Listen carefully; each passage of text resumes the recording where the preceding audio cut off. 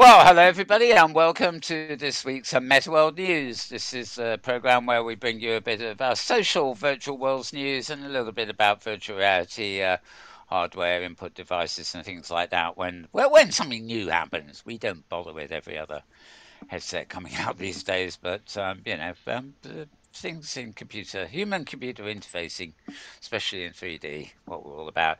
You can follow me. I am, by the way, Mal Burns. That's Mal and then Burns.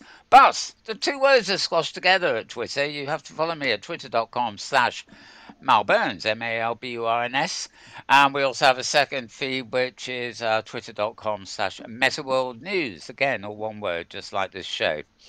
And but I am me. I am split in two, so to speak, because we tend to be in two parts Of as two humans, don't minds. we? Well, there might be a few folks around who have for one part, but I don't know. I'm in two parts. In fact, I'm in three parts. I got a middle bit too, but you never hear that. I'm also joined by a fellow two-parter. His two parts are named James and Dad Loud. So welcome, Oh, James thank and you, Dad Mel. Loud. Yeah, absolutely. It's great to be here, and I think I have many more than two parts. I think I've Yeah. identity scattered all over the place. I don't even know how many. Is James the left brain or the right brain? I don't know. Yes, I don't either. Yeah, left brain, I'd say. Something like that. What's the Yeah. Very. speaking brain? What's the brain that speaks?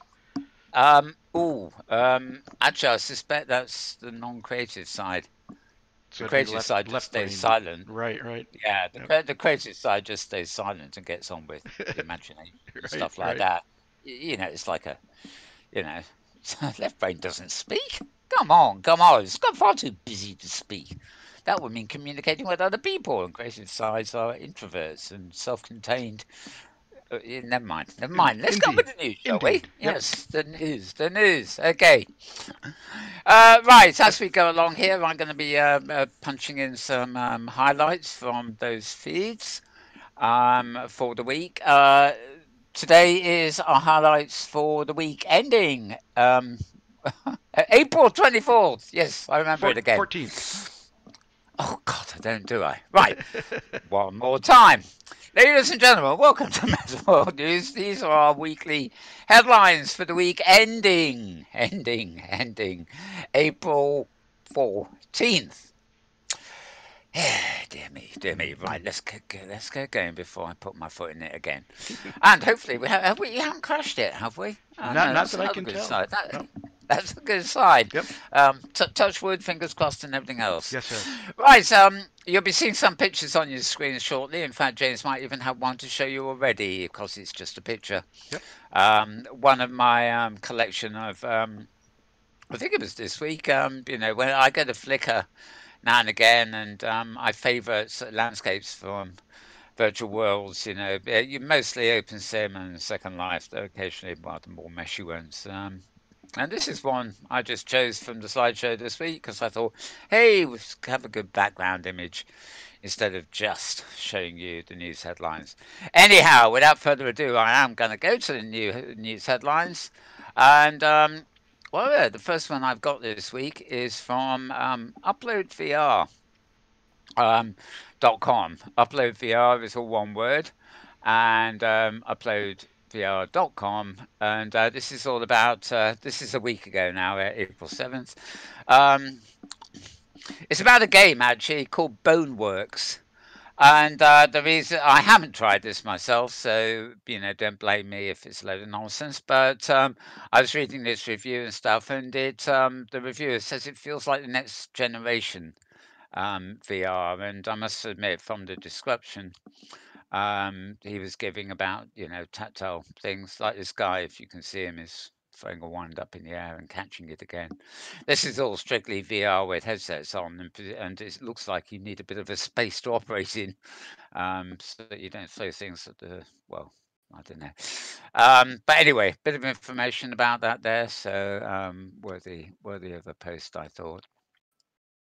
All right. Uploadvr.com again. This one is, I think there's a few together here.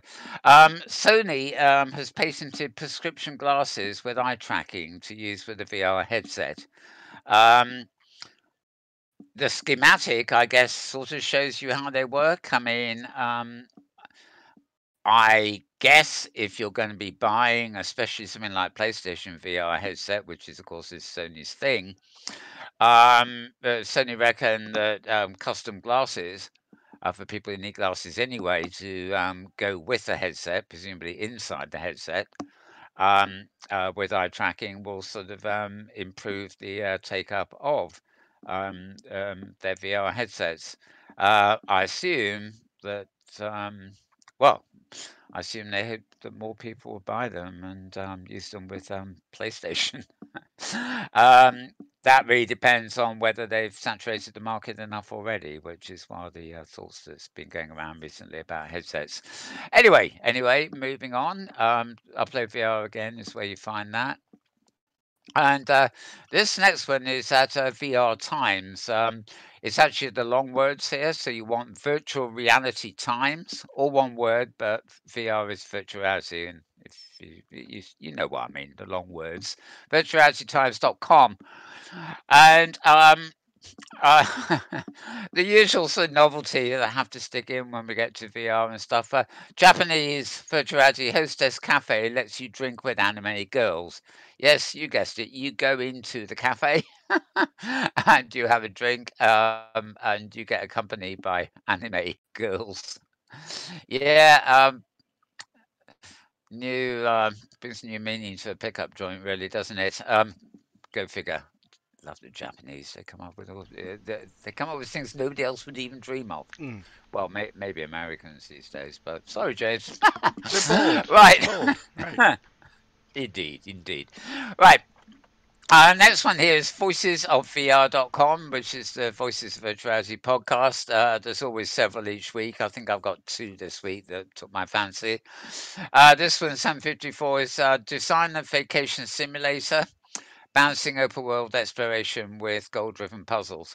This was interesting. Alchemy Labs.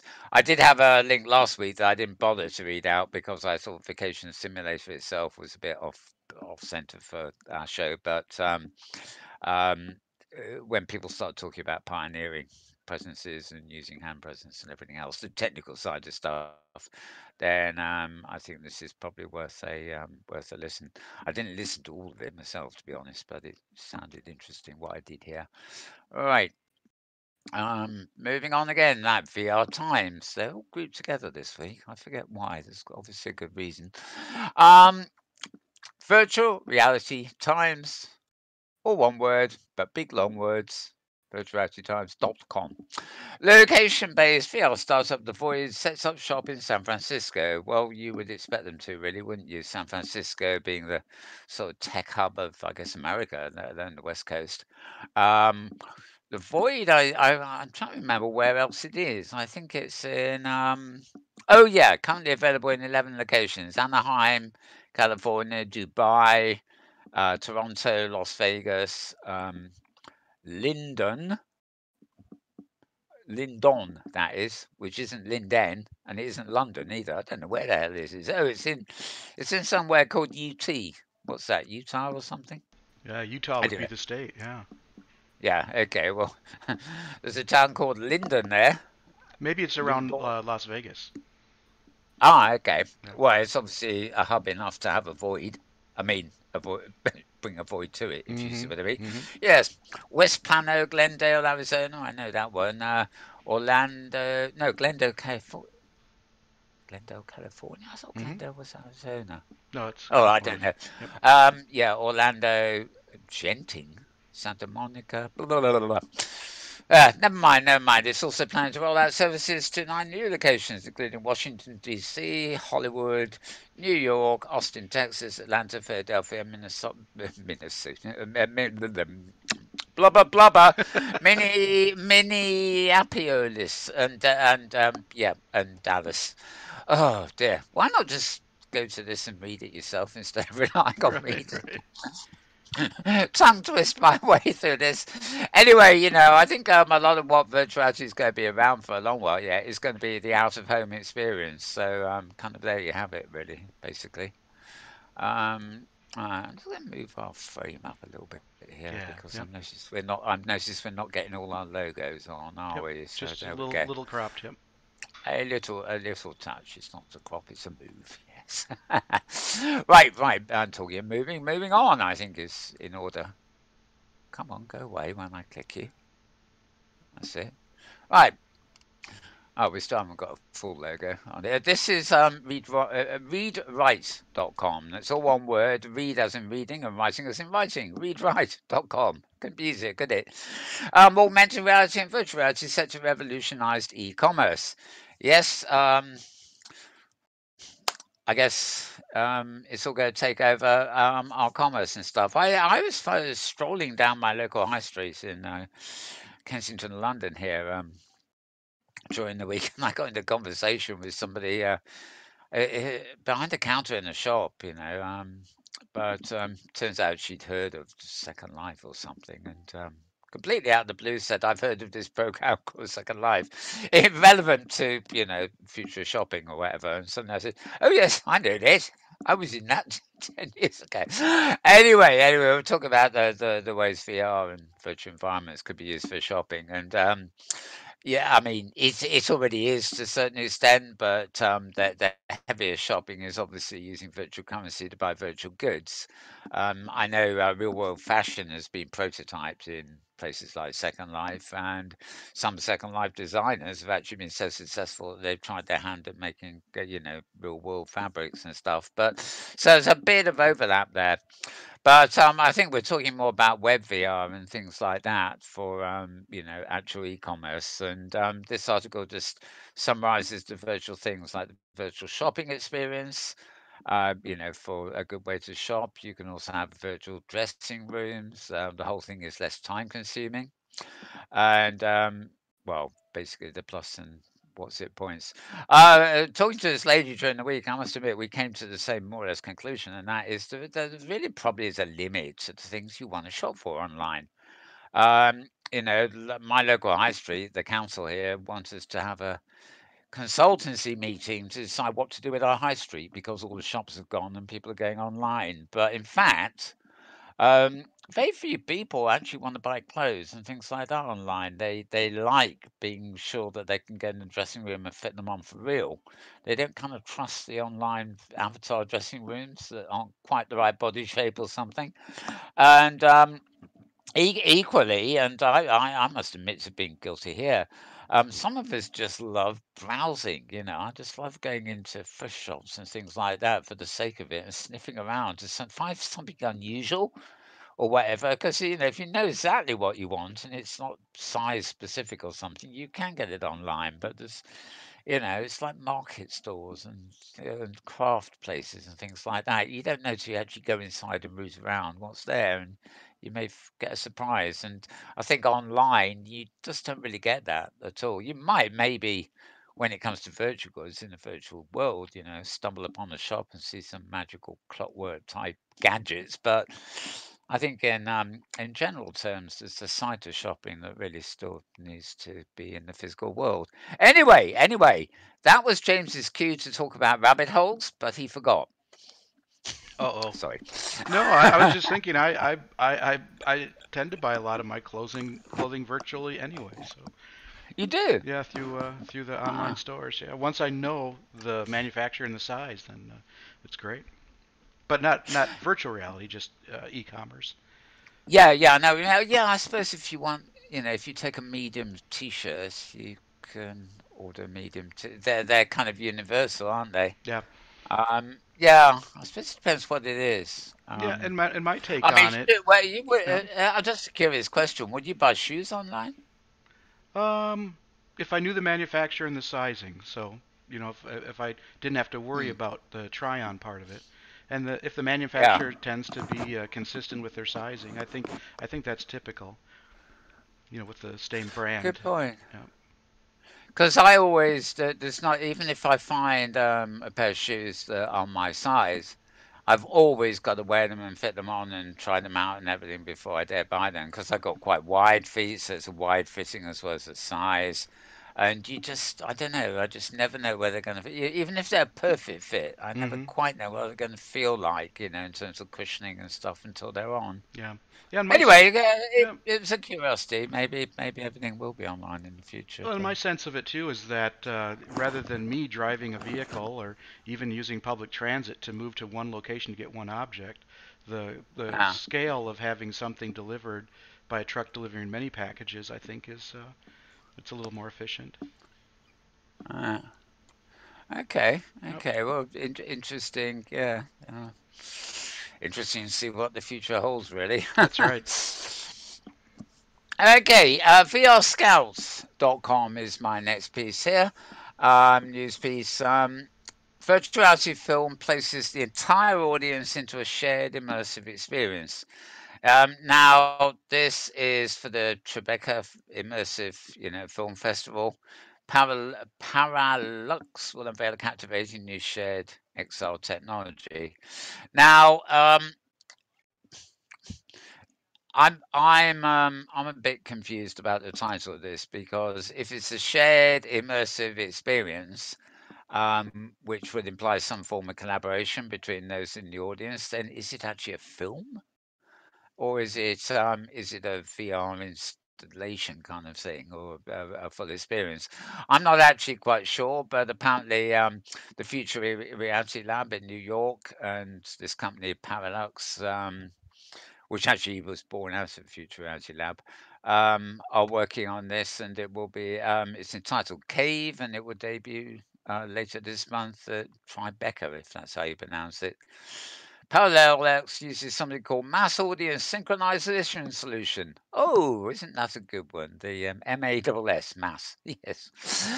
To enable large-scale AR, VR experiences that allow up to 30 participants to share a single VR and AR environment.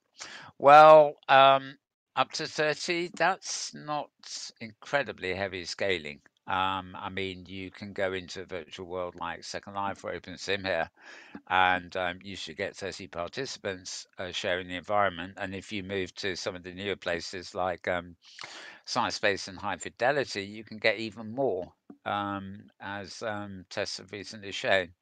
Um, anyway, this of course is all about Cave, and if you're going to be going to that film festival, which is a very popular one by the way, you might get a chance to see that. Certainly read more about it as it's finished. All right. Now, also greater stuff about the industry. This is a post at musicbusinessworldwide.com. Now, that's all the long words all joined together with no hyphens or anything. Musicbusinessworldwide.com. And this piece is why the music industry needs the video gaming industry's help to scale virtual concerts. Now, that title doesn't really mention virtual reality or such at all, does it? I mean, their sole interest here is being able to scale large scale, concerts, really, and why the music industry per se, presumably promoters and things, are looking to the video gaming industry to help them.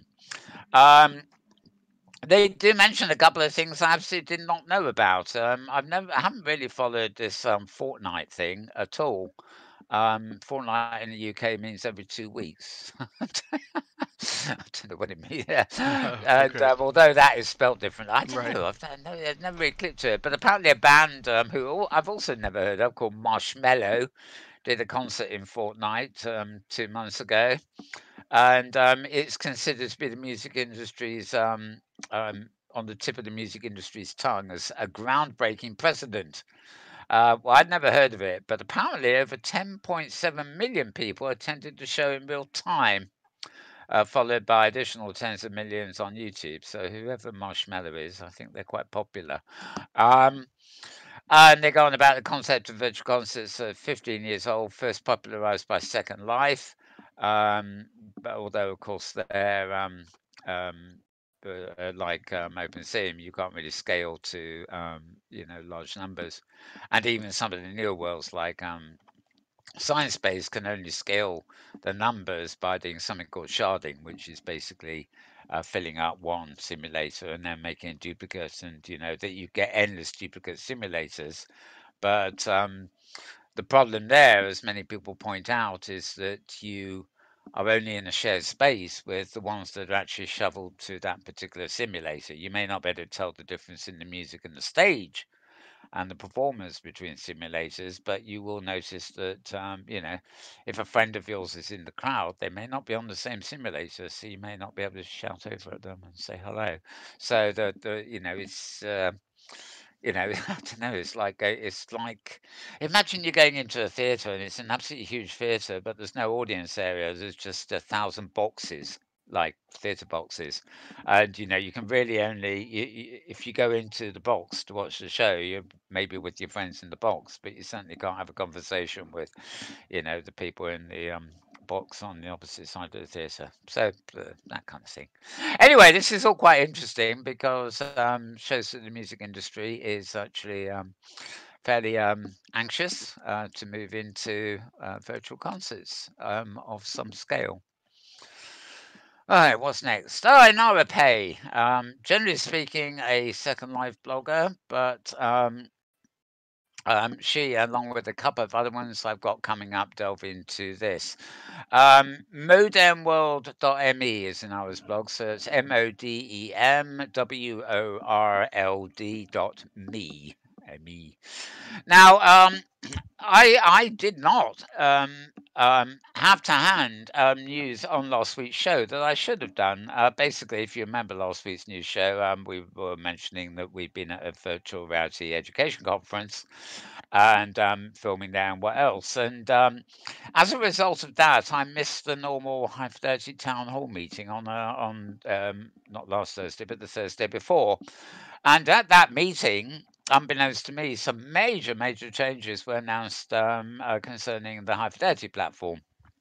And oddly enough, though I saw this sort of odd sort of stuff flashing by in the Discord channel, but the news didn't really seep out to the greater blogger community until early this week, in fact, and various people, Daniel Livingstone in our play here, and others have endeavoured to cover what's going on. I am hoping we'll be joined live by Caitlin from High Fidelity, or rather formerly from High Fidelity. I believe she's just left as a formal employee. But on next week's, well, not a news show, but in World Review. And I know she's very active in the community there. So the community themselves being the main people, I think, that are wrestling with the changes.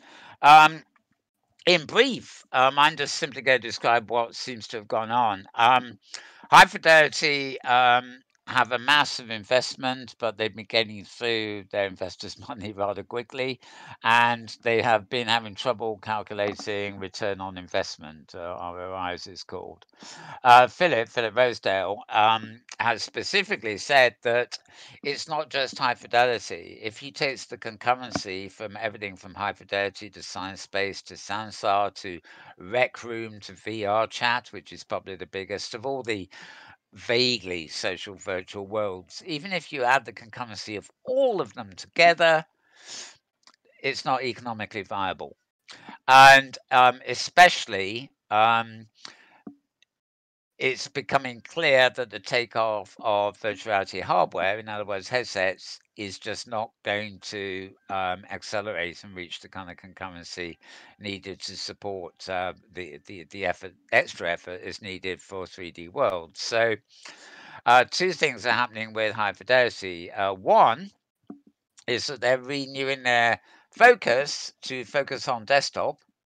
That's not to say they won't work in virtual reality headsets and stuff, but they think to get the audience and to put on the things they need to put on, they need to focus on usability for desktop users much more than whereas currently they have been being a new platform focusing on 3D VR usability. Secondly, they are quite clear that they are not what they call a social network and don't have no intention of being. They want to be facilitators. So they're actually closing all their publicly hosted spaces, and the a renewed effort will be to target, entertainment, commerce, education, a whole load of different areas of a demographic of people they want to actually use the platform rather than, create just another social, platform for people to hang out and gossip and talk in, or even creating. Now, I don't know on the wisdom of that, but it strikes me that actually that template is very similar to what we have here in OpenSim, which in a way was possibly inevitable, and that is that high fidelity users who download their client will actually find there are two components to it, just as I have two components to OpenSim. One is the machine, in my case, where I install the viewer, and the server for my OpenSim region, which is on at my home here, but it's on another machine. So I come in here, I log in via the web, but I route back into my own machine, and then I invite people over, and I'm totally in control of the environment. And from here, I can hypergrid, use the OpenSim hypergrid to jump to other grids, events, go shopping, and then put it all in my suitcase and then come back here, rather than be a resident of somebody else's world.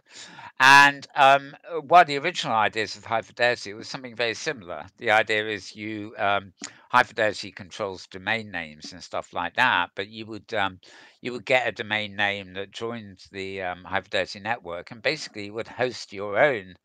Um, they don't call them regions; they call them domains on your own machine, and you would log in via that domain, and you would jump to other locations on high fidelity's network.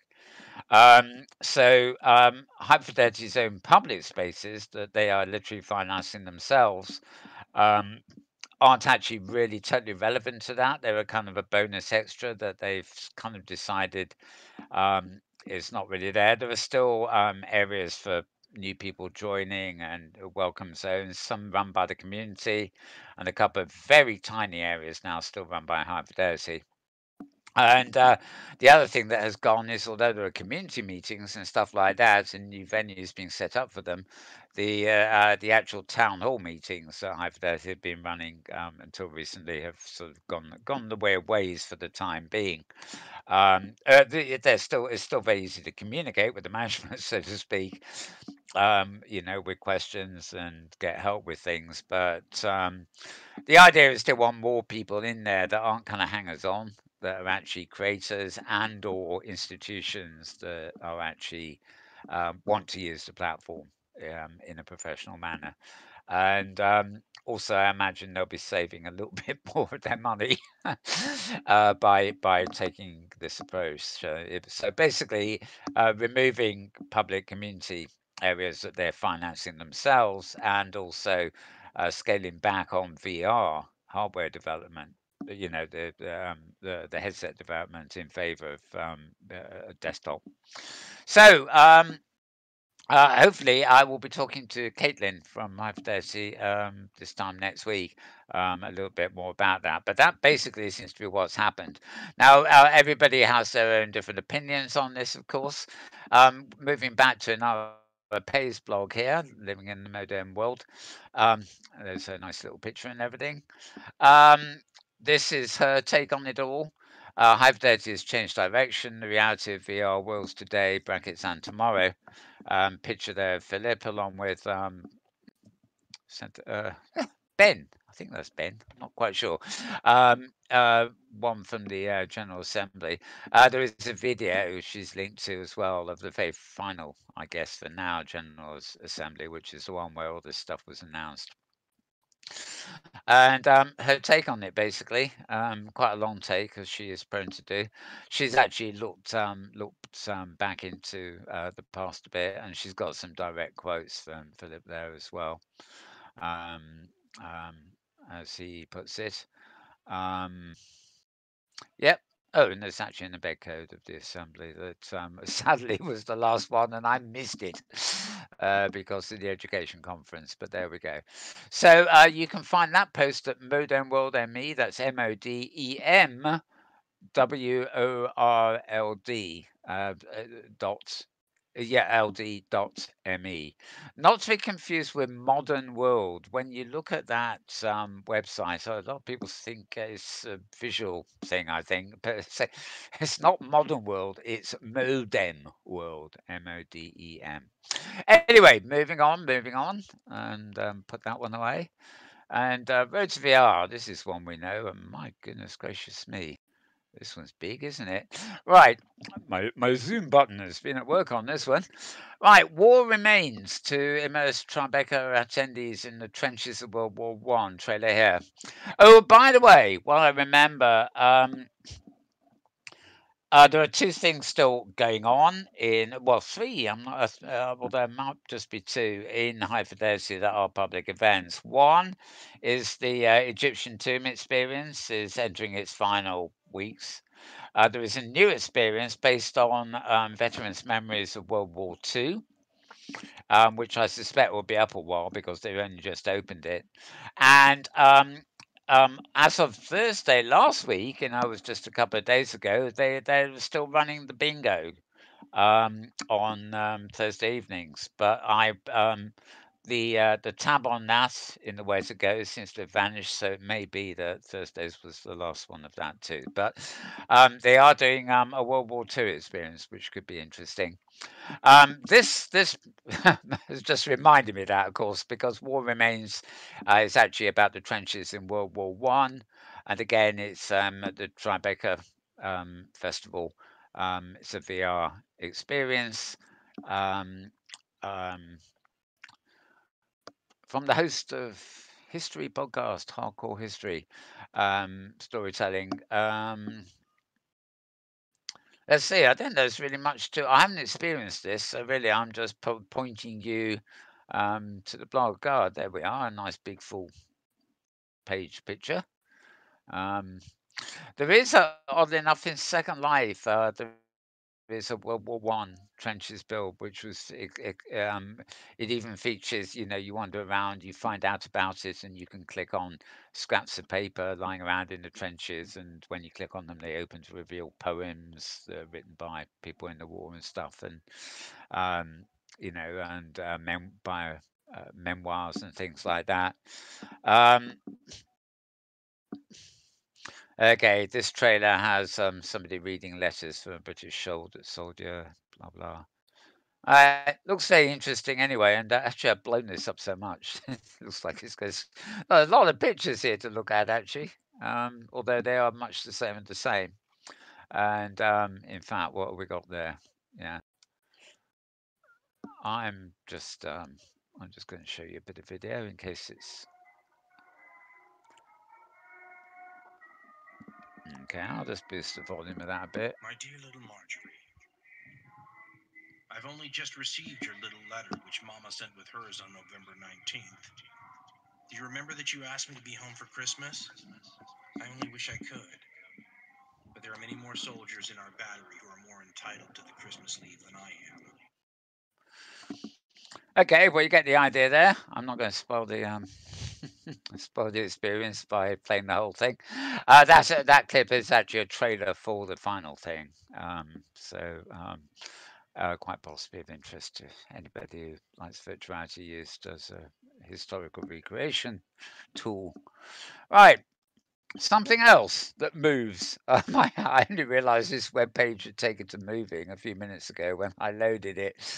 Um, anyway, this is actually the front page for something called Spatial. I don't think there's any audio in this. In fact, no, there isn't. It's not even proper video. This is actually HTML5, I think, which is interesting. Um, Basically, this is advertising something called Spatial. This is clearly an enterprise product, but the idea is real world people in headsets can attend, company conferences and stuff virtually. And anybody who's used OpenSim or Hyperdeity and things will probably know, all the metaphors here, being able to pick things up, show them to other people. What's intriguing here is the mix of avatar. Depending on what side of the conference you're on, you'll be seeing your real world colleagues or avatars. And as you can probably see, they do need to be wearing headset contraptions. So I got to say, you look at there's a famous photograph of Mark Zuckerberg from Facebook entering a conference where he's got, it's about several hundred people in attendance, and he's plonked his Oculuses on everybody's head, and they look like a lineup of a huge army of robots, all looking the same, with the only person without a headset is Mark Zuckerberg, who's striding down the aisle in the middle of them, and there's something like nightmarish about that. Um, and I found the same in this. I don't know, but this is obviously pitched to the enterprise and industry types and stuff like that. But when I see some of the people here, especially the blokes sort of still standing up with their headsets on, it all looks very contrived, and they really don't actually look. Here we are. These ones. They really don't actually look that comfortable wearing their headsets, and they don't even seem like they're dressed for interactivity. But anyway, what can I say? What can I say? Nice to have a bit of movement on our screens while I'm doing the news, but we'll put it away for now. Right, okay, now this is a post at medium.com, and the subsection is PC Mag dash access. So if you put a backslash and then PC Mag slash access, you'll probably find this. I know some parts of Medium need subscriptions now, but I don't think this one did. Anyway, it's about Sumerian, which is a product that originated somewhere else, but it was bought by Amazon, and it's their own kind of open source big bet on augmented and virtual reality. Now, this is not so much a product as a simple development platform. And PC Mag here were getting what they claim to be an exclusive look at it. Now, as far as I know, Sumerian has been around or was made available over a year ago. And I can't quite imagine that this is an exclusive first look, as it were. But maybe there've been major changes. Um, what Sumerian is competing with, of course, is things like let me see, Unity and the Unreal engines. As an authoring environment. It's not something you can look up on Google and say, "Can I visit Sumeria?" No, don't work like that. This is strictly an altering environment. But anyway, if you are if you do altering for VR and stuff like that, you might find that this sort of look at editorial look at that platform interesting. Still with Medium, interpreting body language with XR. This is talking about biometric algorithms. See, I can read. Powered by artificial intelligence and enabling body to communicate with machines through immersive technology. Um, we've seen a whole load of things to do with this, like they're not so much headsets, but they shave your head and they put all these suction cups all over your head, and it's meant to be able to control VR by brainwaves. And then we got more simple things like leap motions and virtual leap and stuff, spatial computing. Um, uh, this is an overview, really. There you go. And higher mental functions. See, that's the bit of the brain they're in. So presumably that's the bit they have to put suction cups on for you. I don't know. I don't know. Not very, very high tech graphic. Well, it's a very simple graphic, really, but it's symbolic of. You um. Anyway, yes. Well, they're talking about all sorts of things like Oculus that they use, but very, very technical article that, as you can probably tell. I think it was Alice Bonacieux. Yes, it was Alice Bonacieux. She actually authored it, so she knows her stuff. Right. Um, Back to Voices of VR again. Number 755. Your body is a mixer. Transfer spatial audio platform and BOSE augmented reality with somebody called Jessica Brillhart, who's she launched a Spatial. I've heard of her from something else. She's quite well known. Um, Spatial audio at SWSX. Okay, it's called Transverse. Now, this isn't a virtual world in the visual sense. This is another aspect of VR, sometimes mixed with virtual worlds and environments, I admit, but it's all about using the equivalent of a virtual space for audio purposes. In other words, forget stereo and surround sound. Think of the three-dimensional space as encompassing the entire instruments of an orchestra is each a source, and that you can use 3D space to move around inside a symphony or something. So you don't just listen to it, you can walk. The best example I can think of is you might walk to an instrument and that instrument would gain prominence because of your proximity to it. In a way, I'm sure there'll be a load of composers standing up and saying, "Oh, this is all new. We'll pioneer here."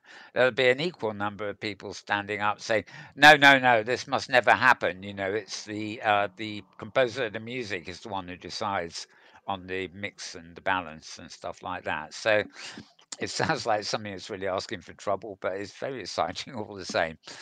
Um, you know, know what people are like. They tend to disagree. Oh, now here's another picture. This actually is a video that I have playing.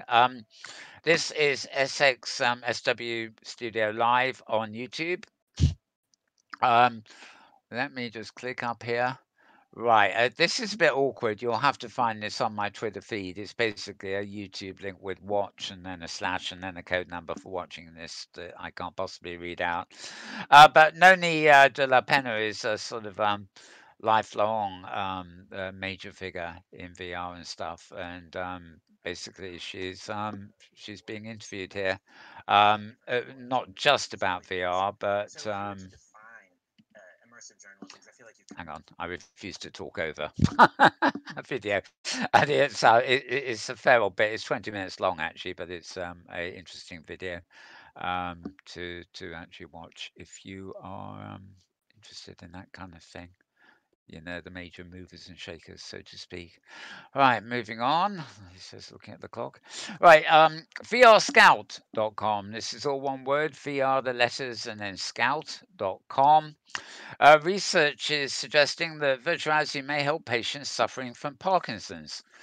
This is almost the medical post of the week, and almost every week these days I have one or two posts that stick out there because of their practical uses of VR. They're worth noting because one day it's helping people with diabetes. The next day, it's helping people recover their strands for physiotherapies. And this particular article is about helping people who are suffering from Parkinson's, or maybe on the suffering from the onset of Parkinson's, even, and how virtual reality can prompt people to people's memories and things like that. Maybe even prevent deterioration. Benefits, research into virtual reality's benefits on balance and motor control continue to reveal new information. And yep, the University of Utah have been very doing what universities do, and that is researching these things. So if you're interested at all in that and virtual reality's being used for Parkinson's sufferers, then you want vrscout.com, and let me see, April 13th. So yeah, I think that's yesterday. Yes, that's yesterday. So you shouldn't have too much difficulty finding that one. Right, we're now moving into the posts that actually come from the Metaworld News Twitter feed, by the way. And this first one is for Hamlet Orr, whose blog is called New World Notes. He never uses the full title here. You have to go to nwn.blogs.com to actually find this blog. And this is one he posted on Wednesday.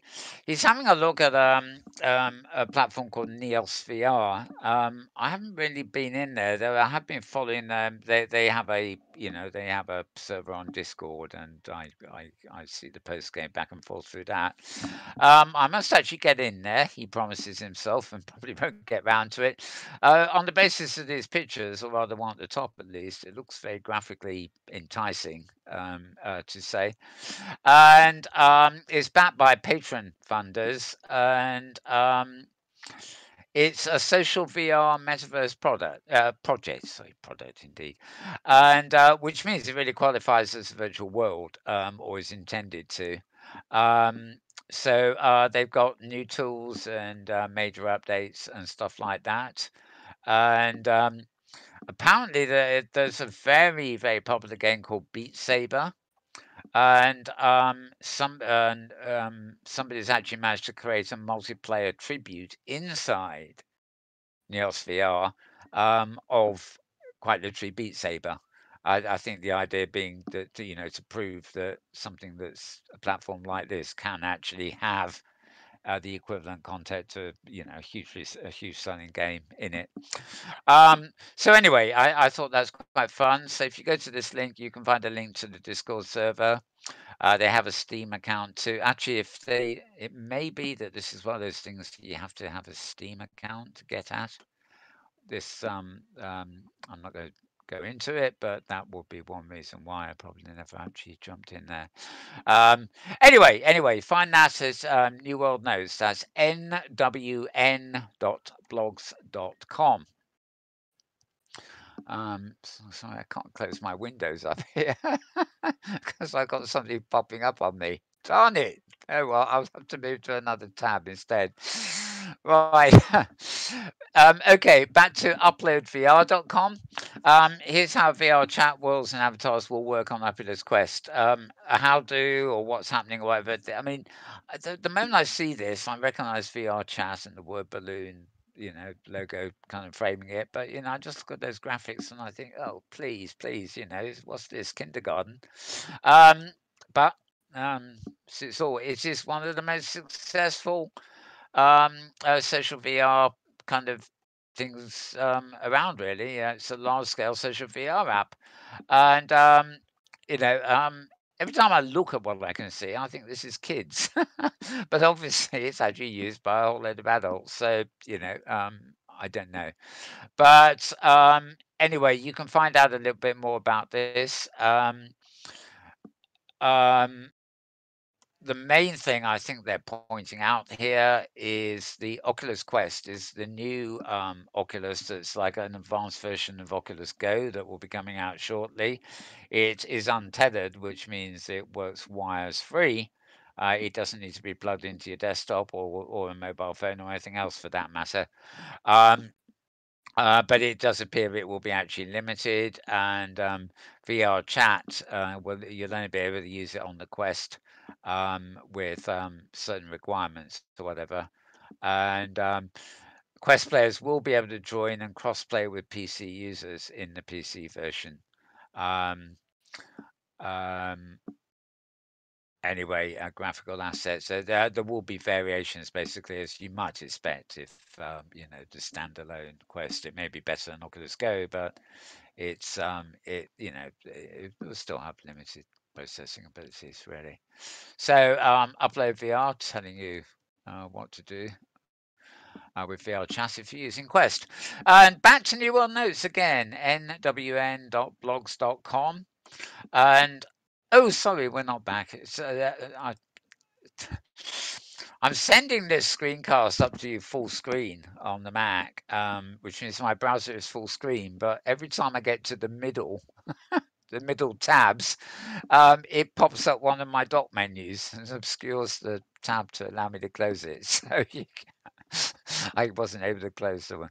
Okay, here's another blog. This is Daniel Voyager. mainly a Second Life blogger, though he does cover OpenSim and other things. And the Inara Pay blog earlier was actually in the Malbone's Twitter feed, whereas this one from Daniel, which covers pretty much the same ground but from a slightly different opinion, is in the Metaworld news feed. And again, it looks at the major changes in high fidelity, including more virtual world specific stuff here, like the closing public spaces is the aspect for the changes that Daniel is obviously most concerned about, and blogging on social worlds as he does, that it's fairly obvious that that would be the thing that concerns him most. Okay, clicking away. Okay, this is at slideshare.net, and this is actually an embed. It's actually from Cynthia Kalongi, I think you call her. We know her better, of course, as Leah Lobo. Long live Leah and Cynthia, really. Where did you get a surname like that in RL? Anyway, this is... It's Cologne, if that helps. Oh, Cologne. Okay. Yep. Well, yeah. Okay. Sorry, Leah. I know you're watching this. Do you know, I don't think I'd ever actually worried about pronouncing your name before. At least I didn't say Cologne. It could be Cynthia's. I'm shutting up before I get into trouble. Anyway, yeah, she's at Colorado Technical University. This is actually a slideshow she produced at the Educational Conference. At least actually, I'm not sure she did run this one. But yeah, basically it's yeah, no, this was not the one she did at the conference. This is somewhere else. Oh, actually, this is during the week. She was at something called TCC Worldwide Online Conference, and this is the presentation she gave during the week. As far as I know, there's no sound on it, but you can go down and watch it. And as you can see, there's links to Open Simulator sites and everything else that she's talking about there. Yeah, so that was that. That's in those details. The link there is in the Metaworld News Twitter feed. And